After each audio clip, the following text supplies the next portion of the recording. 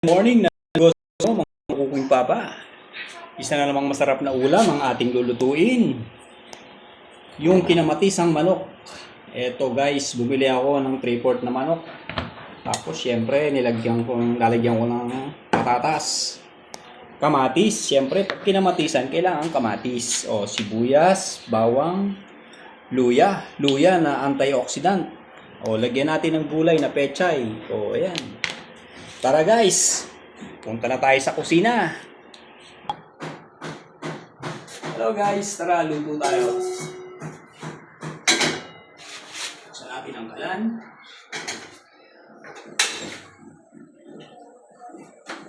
Kuha tayo ng mantika. Lagyan natin ng mantika yung ating pan. Alright.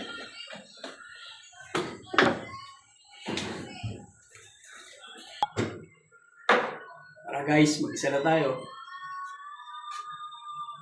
Lagyan natin yung bawang, luya. Sabay natin.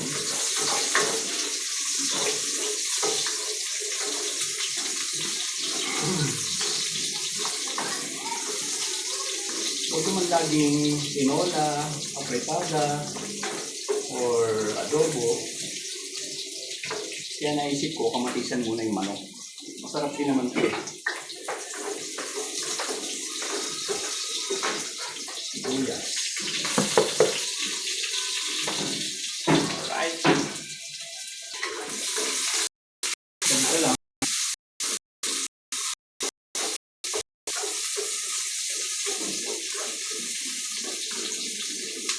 Yan ang paula.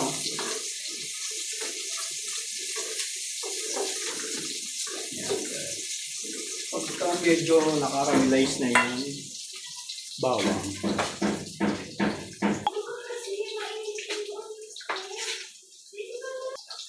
lagyan na natin yung chicken.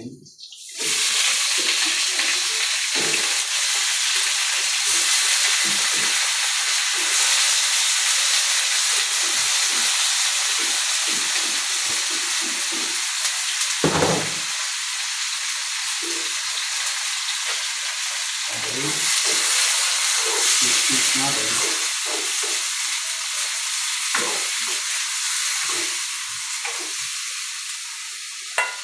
Lagyan natin ng pamintang durog.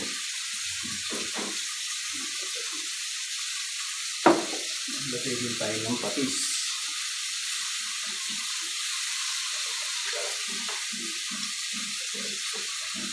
Para dito pa lang ay may lasa. Hindi na yung patis.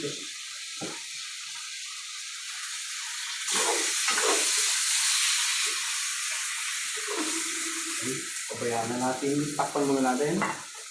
Pabayaan natin magtubig. Okay, buksan natin. Ayan.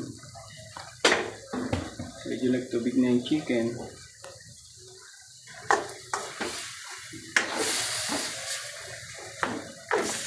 Yung bango. Ilagay na natin yung kamatis. Nasa inyo guys kung gusto nyo isabay sa paggisa yung kamatis. Pwede yun. Kahit sa huli nyo pa ilagay. Basta mailagay niyo yung kamatis. Okay. Lalagay lang ako ng lagay lang tayo ng isang chicken cubes. Dagdag pampalasa.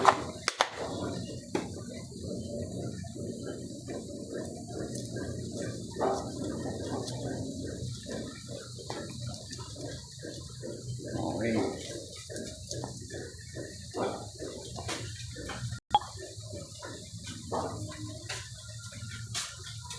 Tapos tubigan na natin. Mainit na tubig na itong nilagay ko para madali.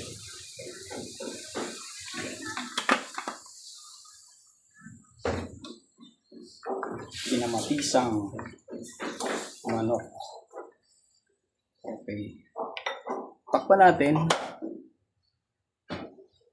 Balikan natin after 2 minutes.